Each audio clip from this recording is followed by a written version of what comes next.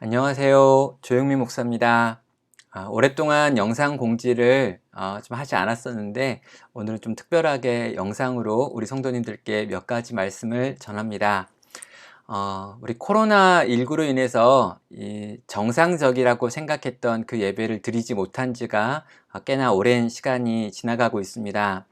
그래서 저희가 생각하기로 5월 마지막 주 31일 정도에는 온 교회가 모여서 함께 예배를 드리고 또 우리 모든 교육부서가 다시 모여서 예배를 드리면 좋겠다라고 생각을 하고 준비하고 있던 차였습니다.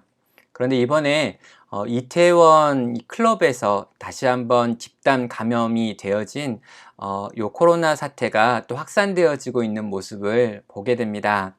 그리고 4차 감염자라고 하는 전혀 그 클럽과 연계가 되지 않는 사람들까지 감염자로 드러나고 또 확진되어지고 있는 것들을 보게 됩니다. 이 말의 의미는 누가 우리에게 이 질병을 전파할지 알 수 없는 상황이다 라고 하는 걸 의미하기 때문에 조금 더 진지하게 교회가 이런 감염병과 관련된 예방을 해야 된다라는 생각을 하게 되는 부분입니다. 최근에 인천에 있는 한 교회에서 어린아이들이 선생님에 의해서 감염이 되고 그 어린아이들이 교회에 출석을 해가지고 전 교인이 다 전수조사를 했던 경우가 있습니다. 한 700여 명이 되어지는 성도들이 전수조사를 받았고요. 아무도 감염되지 않는 일이 있었지요. 많은 언론에서는 이 상황을 보면서 교회가 참 이렇게 방역을 잘했구나, 또 예방 조치를 잘했구나 라고 평가를 합니다. 그런데 그 교회에서 수고하고 있는 교역자랑 제가 알고 있어 가지고 좀 통화를 해봤는데요. 실제로 이 사건이 일어난 다음에 많은 일들이 어려웠다라고 합니다.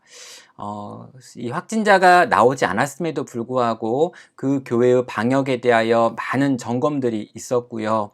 그리고 그 안에 계신 성도님들 가운데 어려움들을 많이 호소하고 있다고 합니다. 일단 직장으로 출근하지 못하게 되는 경우들이 많이 발생을 했고요. 어린아이들 같은 경우에는 등원을 시키지 말아달라라고 하는 요청을 받고 굉장히 난감한 일들을 경험하고 있다고 합니다. 또 교회의 홈페이지 같은 경우에도 많은 분들이 그 교회 홈페이지에 와서 부정적인 댓글들을 막 남기고 악플들이 쌓여서 그 홈페이지를 폐쇄하는 일을 했다라고 이야기를 하더라고요. 실제적으로 교회 안에 확진자가 나왔을 때 그런 어려움이 있구나라는 것을 확인할 수 있었던 시간이었습니다. 아울러 나눔교회 역시 이러한 문제에 있어서 이건 성도의 안전과 관련된 문제이기 때문에 가장 보수적인 입장을 취해야겠다라고 생각을 하게 되었고요. 우리 장로님들과도 좀 이야기를 나누고 또 우리 교육자들과도 이야기를 나누면서 몇 가지 우리 성도님들에게 또 바뀌어진 내용들을 전달하려고 합니다. 일단 지금 정부가 생활 반역에 대해서 이야기를 하고 있고요. 사회적 거리두기까지는 아직 시기가 아니다라고 판단하고 있기 때문에 저희가 지금 교구별로 드리는 이 예배는 계속해서 드리기로 했습니다.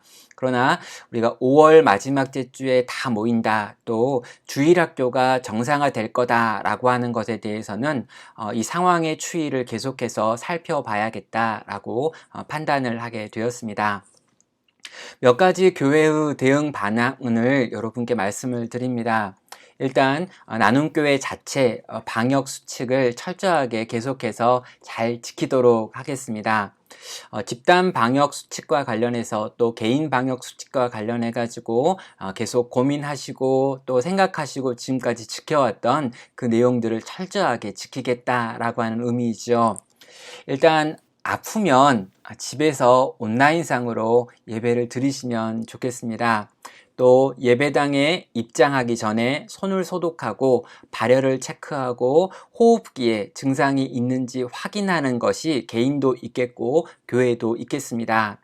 또 교회에서 이것들을 점검하시는 분들은 정말 라텍스 장갑을 다 끼고 마스크를 착용한 다음에 철저하게 점검을 할 거고요. 마스크를 준비하지 못하신 분들이 계시면 마스크를 교회에서 비치한 것으로 드리도록 하겠습니다. 또 예배 중에도 마스크를 반드시 착용하셔야 합니다. 예배 중에 정말 답답한 경우가 있고요. 그런 경우에 마스크를 잠깐씩 벗는 경우도 있습니다. 그런데 그러지 마시고 예배의 처음부터 끝까지 마스크를 반드시 착용하여 주시길 바랍니다.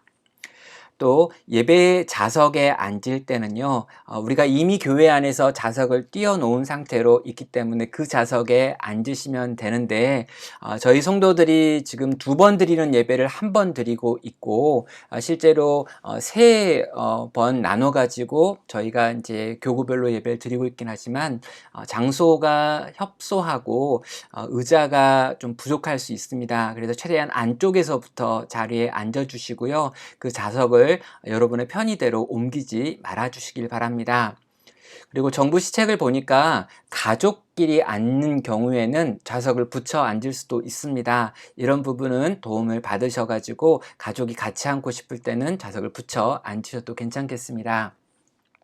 또 예배가 마친 다음에 인사할 때도 신체 접촉을 최대한 자제해 주시기를 바라고요.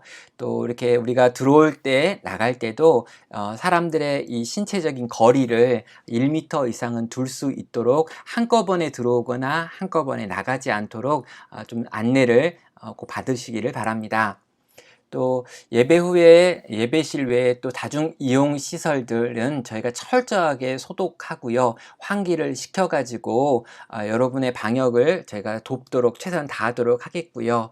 단체 식사가 여전히 제공되지 않는다는 것도 여러분 기억해 두시면 되겠습니다.